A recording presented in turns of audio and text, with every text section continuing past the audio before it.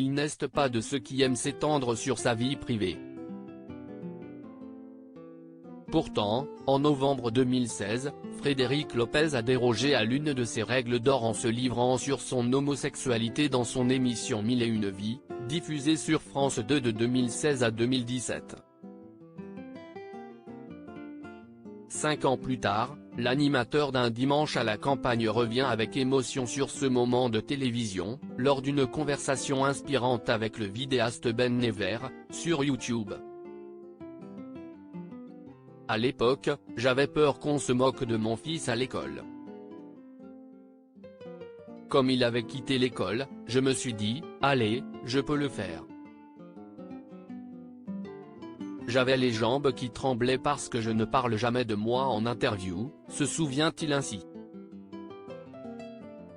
L'ex-animateur de Rendez-vous en terre inconnue raconte qu'il s'était aussi décidé car son interlocuteur de l'époque, un quinquagénaire venu parler d'homoparentalité, souhaitait soutenir les milliers de personnes qui étaient chaque année rejetées par leur famille en raison de leur orientation sexuelle. Je me suis dit que ça pouvait aider. Et j'ai eu des témoignages incroyables et vraiment bouleversants, s'est rappelé le présentateur de 55 ans, qui a admis qu'il avait inconsciemment pensé pendant longtemps que les gens l'aimeraient moins s'il faisait son coming out.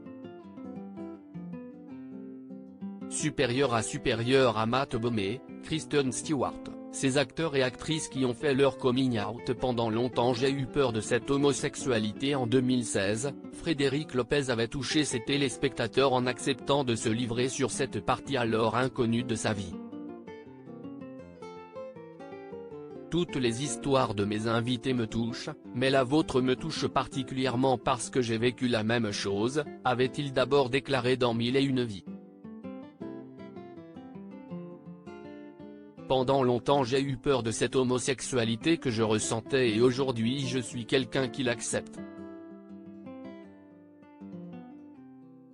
Tout le monde le sait autour de moi mais je n'ai jamais parlé publiquement et je ne parlerai jamais d'ailleurs, avait sereinement révélé Frédéric Lopez. Plus habitué à recueillir les confidences de ses invités, l'animateur ne s'était pas étendu sur le sujet mais face à Ben Never, il affirme que cette confidence a changé la vie de beaucoup de ses admirateurs. Si est uniquement parce qu'il y a des enfants et des adolescents dans ce pays qui se suicident parce qu'ils ressentent ça, et uniquement parce que vous le faites à visage découvert que j'ai choisi de ne parler publiquement aujourd'hui et pour la seule fois de ma vie, avait-il résumé en 2016. J'ai choisi de ne jamais en reparler parce que sinon ça devient récurrent et je ne peux pas commenter ma propre déclaration. Une fois que j'ai dit ça, j'ai tout dit, a-t-il réaffirmé sur YouTube, mi-novembre dernier. Crédit photo, capture d'écran YouTube Ben Never.